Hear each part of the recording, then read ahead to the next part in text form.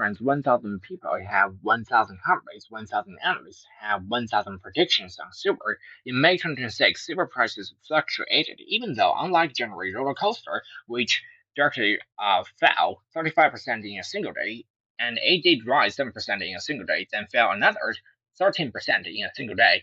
The master analyze method does not rely on the K line, but focuses on the shift force of the price relative to the long-term moving average. This is the difference between institutional research and retail thinking. The research report of the institution has a time cycle, and it will not temporarily change. It will just because the market has risen and fallen today. Its logical chain is the central bank demand drives the investment demand, then it drives the industrial demand. Then industrial demand affects the supply side, and then it affects, to make a comprehensive decision to obtain a target price.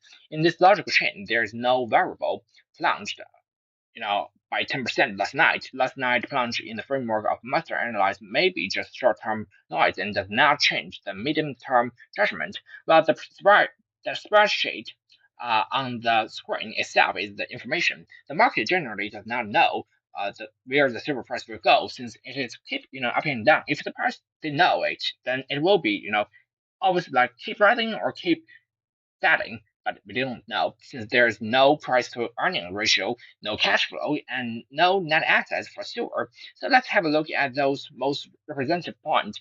As you can see, breaking the $50, that is the record made by Hunter Brothers, then to the 80, 90, 100, 120, then drop to the 80, and then keep dropping, dropping, and then you can see the price come to this month. Directly come to like 80 to 87 US dollars, then fell down. So now time to have a look on those estimations. Morgan believe the silver price will around 81 US dollars, basically is a higher floor for silver price and an unclear ceiling. ING believe it's around 78. UBS even more conservative, it's only about 80 US dollars. While the Goldman Sachs will believe it will stay at around 85 US dollars to 100 US dollars as the strategic metal for the green energy. And the Citigroup is more aggressive, it's about 110 US dollars in the 2026, while Bank of America directly made the headline 175 to 309 US dollars. The BNP Paribas believe the silver price will to be targeted even higher. Our famous expert Jean-Michel Albert, founder of the MSA, once accurately predicted the 1987 like-minded stock market crash. His technical analysis method does not rely on the K-line, but focuses on the shift force of price relative to the long-term moving average. This is the same like what I said in the previous. Well, he said, according from the interview, he said many indicators have broken through this week. Then there will be a wave of more vertical, faster, and more violent rises on silver. Oliver also said after silver broke through the 50 US dollars at the end of the last year, that is 2025.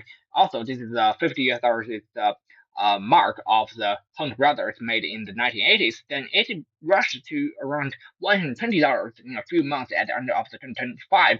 Once a breakout occurred, the silver may rise to $300 to $500 in the next few months. He stressed that the retaliation, the technical advantage of the silver is still higher than the gold.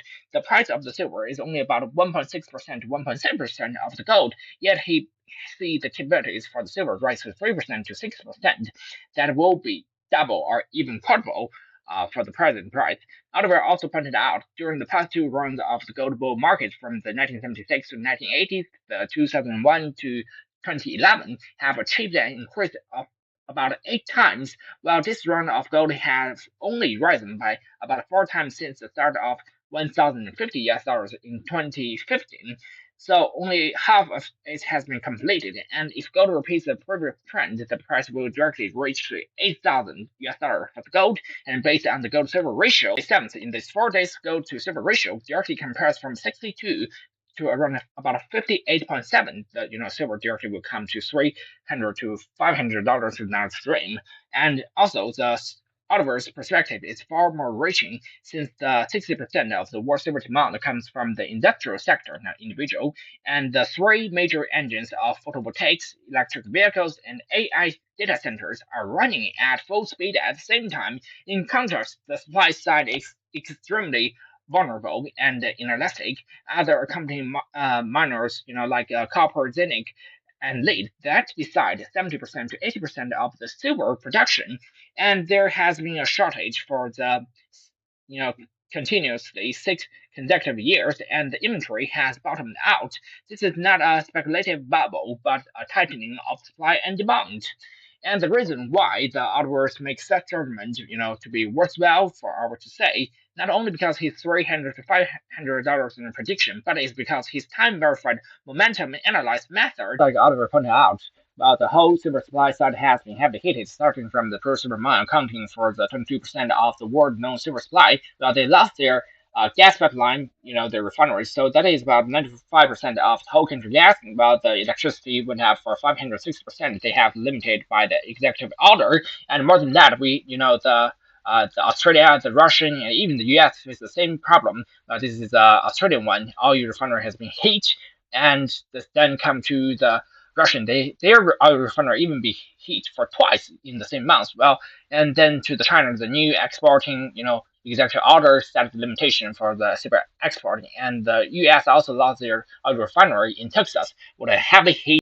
Well, our second expert, Vladimir Cook, also believes the silver price will go to $500 since the COMEX inventory has below 90 million ounces and consumed too fast, for the speed. And then the third one, Eddie Yabney, former chief economist of the E.F. Houghton, also believes so. And the Jim Richards, private banker at Citibank long-term capital management department, also friends with the Pentagon and U.S. government. And the Peter Schaefer, co-founder of the Euro-Pacific Precious Metals, also believes so.